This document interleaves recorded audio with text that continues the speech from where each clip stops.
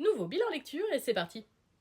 On commence chez Albin Michel dans leur gamme Coda avec les 2 premiers volumes d'Autrice de ma destinée. Au-delà des planches et des chara-design que je trouve absolument superbes, j'ai vraiment beaucoup accroché à cette histoire. On est sur une histoire de réincarnation assez classique, mais l'intrigue et les personnages et les relations qu'ils entretiennent rendent le tout vraiment original. J'ai beaucoup aimé notre protagoniste et j'ai hâte de lire la suite.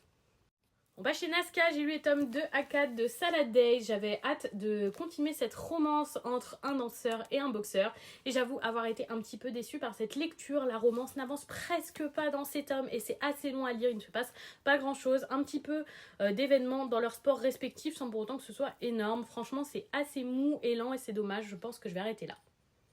On passe chez Kana avec le premier volume de la boutique d'Artefact, un manga français plutôt original. Malheureusement, j'ai pas trop accroché ni à l'intrigue, ni à notre personnage principal que je trouve pas très accrocheur. Je pense que ça pourrait être apprécié par un certain public, mais ce n'est malheureusement pas assez bon pour me donner envie de continuer.